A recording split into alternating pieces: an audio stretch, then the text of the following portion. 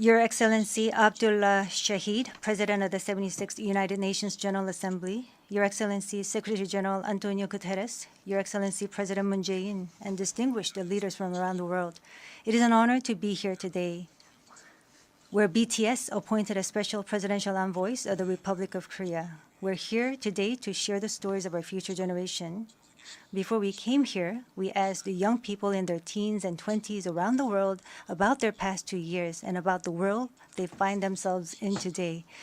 Jin will share some of the answers we received. Yes, should we take a look? You can feel the good vibes from just looking at these.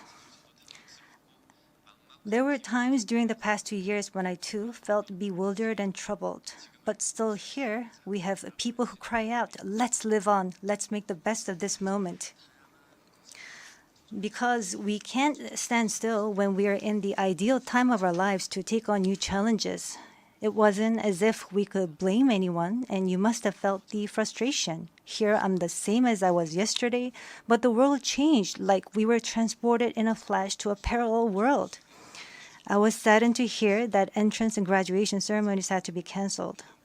These are moments in life you want to celebrate, and missing out on them must have been upsetting. We were heartbroken when our long-planned concert tours were canceled. And for a while, we yearned for the moments we wanted to make complete. Yes, it was a time for us to mourn for the things that COVID took away from us. A time to discover how precious each and every moment we'd taken for granted were. Suga mentioned the precious things we'd taken for granted, and lots of people answered our question by sharing pictures of their precious moments. Many people showed how they share their moments with nature. I think during these 2 years, they found dear the time they experienced and care for nature. Yes, but maybe because we feel an encroaching sense of dread that our time on this earth is limited, we just talked about the things we mourn, and I shudder to think about mourning for the earth. Everyone agrees that climate change is an important problem, but talking about what the best solution might be, that's not easy. It's a topic that's tough to make conclusions about. Yes, it is a tough discussion, but I learned while preparing for today that there are many young people who have an interest in environmental issues and choose it as their field of study. The future is unexplored territory, and that's where we, more than anyone, will spend our time. So these young people were searching for the answers to the question of how we must live that future. So I hope we don't just consider the future as grim darkness. We have people who are concerned for the world and searching for the answers. There are still many pages left in the story about us, and I thought we shouldn't talk like the ending's already been written. Of course, sometimes the world seems stuck in place even if you're ready to go. Sometimes it feels like you've lost your way. There was a time when we felt the same way. I've heard that people in their teens and 20s today are being referred to as COVID's lost generation, that they've lost their way at a time when they need the most diverse opportunities and must try new things. But I think it's a stretch to say they're lost just because the paths they tread can't be seen by grown-up eyes. Yes, take a look at these pictures. Here we have many who are trying hard to continue their friendships online in new ways, start learning new things, live healthier lives. I'm sorry, excuse me. 네, 새롭게 공부를 시작하고 더 Yes, these kids are trying to learn new things and trying to figure new things out. They don't look lost. They look like they are finding new courage and taking on new challenges. I think that's why instead of the lost generation, a more appropriate name would be the welcome generation. Because instead of fearing change, this generation says welcome and keeps forging ahead. That's right. If we believe in possibilities and hope, even when the unexpected happens, we will not lose our way but discover new ones. There will be choices we make that may not be perfect, but that does not mean there will be nothing we can do. That's what I think. What is important are the choices we make when we're faced with change, right? Some of you heard the news that we're coming to the UN, and a lot of you were wondering whether we have been vaccinated. And I'll take this opportunity to say yes. All 7 of us, of course, we received vaccinations. The vaccination was a sort of ticket to meeting our fans waiting for us and to being able to stand here before you today. Just like we said in our message today, we too are doing the things that we're able to do right now.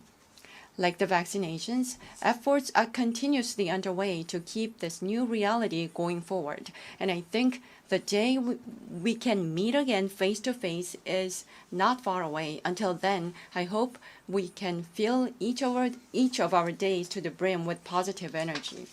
We thought the world had stopped, but it continues to move forward. I believe that every choice we make is the beginning of change, not the end. I hope that in this nascent new world, we can all say to each other, welcome. And now, as we look forward to this future, the permission to dance is our message of welcome that we want to share with everyone today.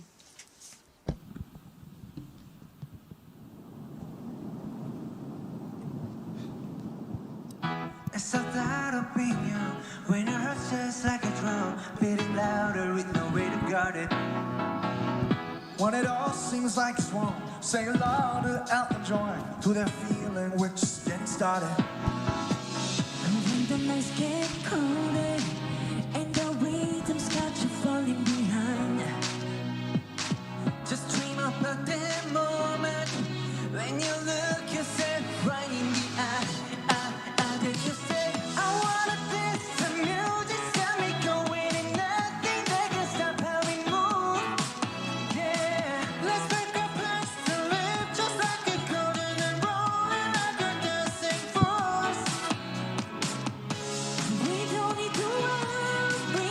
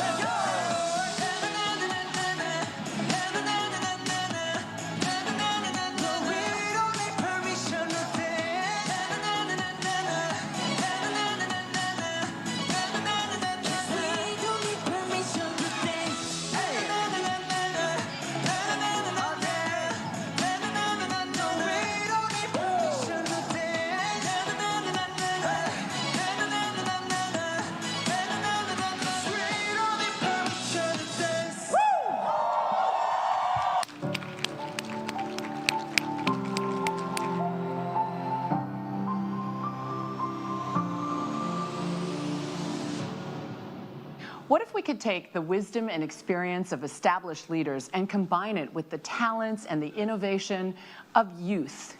That's what we're talking about in today's discussion. What if it's not just one generation passing the baton to another, but multiple generations working and co-creating together?